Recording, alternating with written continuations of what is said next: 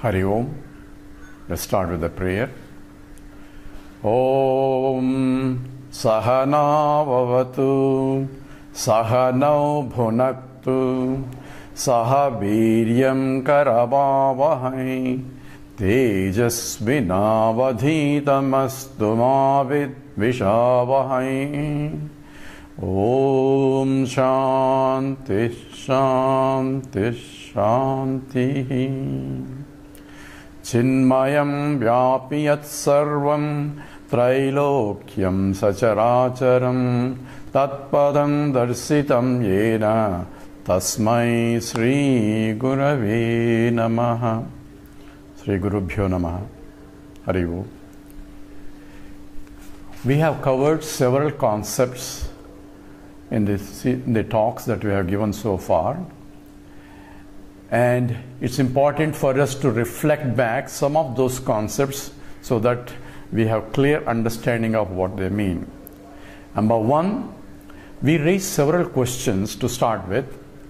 Number one, who we are, or why am I born? Why am I born in a particular place? Why am I born into a particular parents? And why am I born in a particular male or a female or different life forms, a plant or an animal or an insect or any other life forms, and why so? And we are facing this world and trying to struggle to exist in this world, and what is the purpose of this life itself? All this we raise, and in the process we have provided some answers. Number one, the purpose of life seems to be looking for happiness. So every living being, irrespective of what life that form is longing for or wanting for or desiring only the happiness. So all pursuits in life called pravrutti or nivrutti, doing something that I want or avoiding something that I don't like, is essentially for the purpose of to gain happiness. I want to be happy all the time. So eternal, infinite happiness is not what I want. And all my pursuits are, I want this, I want this, I want this, and therefore efforts to gain those what I like are essentially to gain, ultimately, I want to be happy. So the first fundamental question and answer is that what is the purpose of life?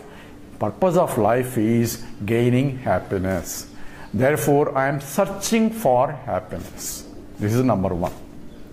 Number two, we find that when I find the objects that I desire, I am happy, all right, but that happiness is not lasting enough, and therefore there is another desire to get another object, and this struggle goes on. Therefore, whatever I want, the eternal, permanent happiness, I don't seem to get by any of the process, and all life seems to be a struggle to gain that infinite happiness which I can never get by any pursuit. This is also a conclusion we arrived at by looking at all our experiences of different people and our own experiences also. And therefore, the fundamental rule is that I want to be completely full, where there is no more longing, no more wanting, no more desiring from my mind, where it is completely satisfied and I have reached a state of infiniteness. Therefore, there is nothing for me to desire because I have everything. And that seems to be the very purpose of life itself, but I can never get it. And that infiniteness is what Vedanta calls is Brahman. And we said, in fact, Brahman comes from the word Brihadanyaka, which means that which is want to become the bigness.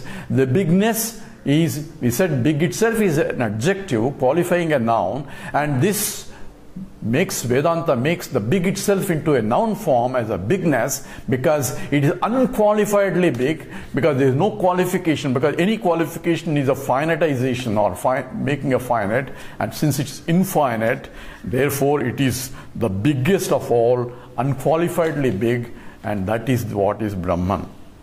Being infinite, there is nothing other than Brahman.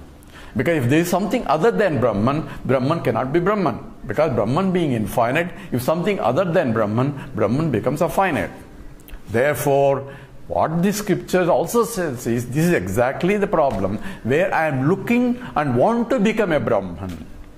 Whether I am religious or religious, whether I believe in scriptures or not, this is the fundamental truth of all life forms. And that's exactly what Vedanta tells. You want to become Brahman, so all your pursuits are only towards that. Now the next question we addressed is that I cannot become Brahman. Why? A finite cannot become Brahman. Brahman meaning infinite. So since it's logical, so I cannot become Brahman and I cannot stop becoming Brahman, because that's what is the purpose of life is. So we are struggling in a situation where I want to become that, but I cannot get that. So how do you solve this problem? And that's where all our struggles are. Everyone wants to be infinitely happy, but never they can get infinite happiness through any of the process, because you are trying to reach that infinite by a finite additions. So this is the second conclusion we have arrived at. Then is this an unsolved problem? Is there a solution to this problem? We address this. Yes. Let's look at what happens when we get happiness by any object. So if we examine that as we did, it says when I have a desire for an object, the desire manifests as agitations in the mind and expressions at the actions at the body level. So I become restless, and the restless mind become peaceful when the desire is fulfilled. And I say I'm happy. So look, but object helps me to put the mind back into a state of quietness or restless, where the restless mind has become restful. That seems to be experience of what is happiness by simple analysis.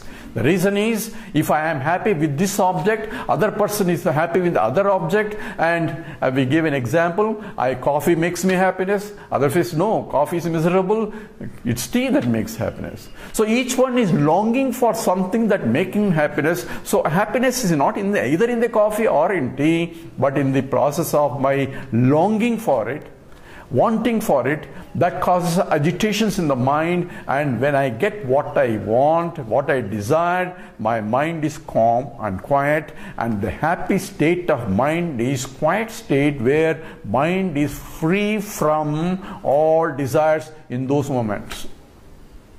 This is also conclusion we arrived at by analysis.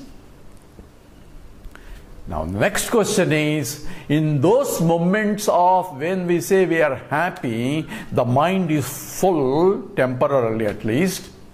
There is no more longing for anything at that time until another desire comes. But at least in those momentary happiness, I am full because there is no desire for anything else. Now, if I am full all the time by that way, that means if my mind is calm and quiet and agitationless, without any agitations, then I am all the time happy. It's not just momentarily happy when the desire is fulfilled, but I have learned a way or a technique by making my mind calm and agitationless. Therefore, my mind is always contented. Therefore, I am always happy, and that's what I am looking for. Now we arrive at another very important conclusion. What I am looking for is infinite happiness, which I cannot get by any process. But at the same time, I can be in a state of infinite happiness if my mind is calm, quiet, and full by itself. Which means that the self that I am, that is longing for infiniteness, or longing for happiness, is not happiness anywhere. It is coming from its own self. Therefore, it is nature itself is the Ananda Swarupam, which means the next conclusion we arrived at, which is the most important conclusion, is the self that I am is already complete, full. Therefore, it is nothing but Brahman. So, that is what essentially called a Mahavakya. That means it is a statement where Vedanta says, you are indeed full, complete, or you are indeed Ananda Swarupam. You are what you are looking for, not what you think you are. What I think I am is only I am a finite, but what you are is infinite already. So therefore you don't need to gain infinite, because you are already infinite. If I am already infinite, why do I am looking for a happiness? Why I am looking for I want this because I am restless otherwise? That's your conclusion based on your ignorance, because you do not know what your nature is. So now we have arrived at the problem here. The problem definition is the life, we are already full, but we do not know that we are full. Why? Because we are ignorant of our true nature. That's what Vedanta tells, and that seems to be our problem. Is it really true? I don't know myself? Because we don't know chemistry, we don't know physics, we don't know all subjects we go after looking for knowledge, but no one is looking for, I want to know myself. If only say, well, there's only people who do not know, who do not have anything else to do, they need to inquire. But in every pursuit I am looking for myself only because I am looking for happiness. Therefore, problem is, I do not know that I am already happy, therefore I am looking for happiness. It's obviously evident, because happiness is not anywhere else. It's not in the object, as we proved. Therefore, happiness is coming from myself only. Therefore, I do not know that the happiness is coming by myself. Why am I going after everything in the world? So, the ignorance that I am, or I don't know my nature, is obvious. That means I do not know my true nature of the self. This is the basis of Vedantic inquiry. So, I do not know I am Brahman.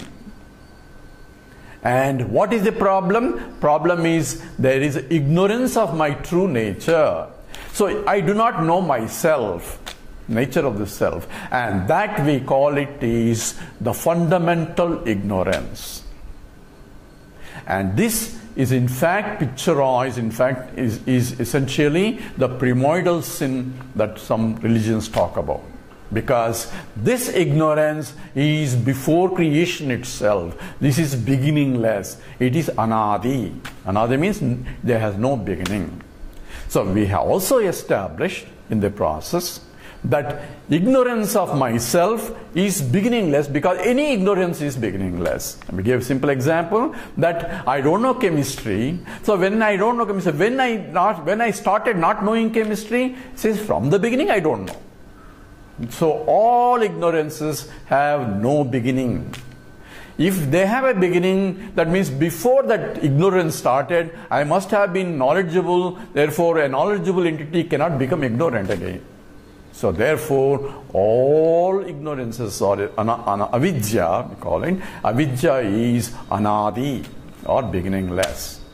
Yet, it can end when the knowledge takes place. So appropriate knowledge has to take place. So if I am ignorant of chemistry, I need a knowledge of chemistry, not knowledge of physics. Knowledge of physics will not help me to remove the ignorance of chemistry. So ignorance of chemistry can only be removed by knowledge of chemistry. Ignorance of physics can only be removed by knowledge of physics. And same way, ignorance of the self can only be removed by knowledge of the self. I should know who I am. What is my nature? Otherwise, all other knowledges that I gain in the whole universe, I may be a PhD in several subjects, as Narada states that he has a PhD in 60 subjects. But yet, if I don't know who I am, all my suffering is still going on, because I am still longing for my nature, which is Brahman. So this we have established as the fundamental problem of life itself. I am looking for something because I do not know that what I am looking for, I already have it. So I'm trying to solve a problem when there is really no problem to solve, because I'm already full, but I want to become full. So this is where the fundamental truth is of life itself. This we establish. So we have established the fundamental reason is ignorance. Now ignorance causes ignorance of something, makes me to think I am something other than myself. So the non-apprehension of my own true nature makes myself to misapprehend myself as I am this, I am this, I am this. So when I do not know myself who I am, I take myself what I am not as I am. Starting with I am this body. So we also mentioned previously that I am is a subject, any this is an object. So any identification with I am this itself is a problem, because I cannot be this, because I am a subject which is a conscious entity, and this is an inert object, starting from body, mind, intellect, and the whole world also. Therefore, in the very conclusion that I am this, the problem of ignorance is manifested, because since I do not know, the ignorance of the truth makes me to apprehend that I am something other than myself. So non-apprehension causes a misapprehension. This is called the error. And in Vedanta, it's called adhyasa. The fundamental error due to fundamental ignorance. This also we have established, but these are fundamental truths about the Vedanta itself. If you understand these things, we are already grasping what exactly they are looking for. Now the question that we are going to address is, how do I know? What should I do in order to know myself? So we have established in the process that I am already Brahman, infinite. And established Brahman means limitless, and limitless means it is happiness, because anantameva anandam. So nature of Brahman we established now as pure happiness. And also we established that my nature is also pure happiness, because when I am contented, when my mind is no more longing for, I am happy. Therefore, my nature is also Ananda Swarupam. So I am Ananda Swarupam, Brahman is also Ananda Swarupam. And I cannot be different from Brahman because I am happy in that state. So we have established so many aspects here. Now we have to analyze a little bit more what exactly nature of Atma and what exactly nature of this Brahman also. And we also establish, in addition to this, where is the structure and why am I longing for this and not that. So this is a root cause for the vasanas. How do we get vasanas? That's also we analyze. And we need to understand this, because ultimately the process is involved to remove the vasanas so that I can see myself. So it's not seeing myself is not a process, because I myself is I am. But there is an obstacle for this. The obstacle is coming from the vasanas, and I need to know what is the structure and source, and we address this to some extent in the previous talks. So we need to understand that aspect, and then we have to come up with the procedure how to nullify the vasanas so that we can see ourselves as we are, not what we think we are. And that's what Vedanta, we said, is a darshanam or darpanam or mirror to tell me what exactly I am. But if the mirror is clouded by misunderstanding, I cannot see clearly in the mirror. So first I need to clarify the mirror itself or my vision of it, so that when I look into the mirror, I can see myself clearly as what I am. So this aspect we are going to go more details in the next talk. So let's do the Purnamada. Om Purnamada Purnamidam Purnat Purnamudachyate Purnasya Purnamadaya Purnameva Vasishyate. Om Shanti Shanti Shanti.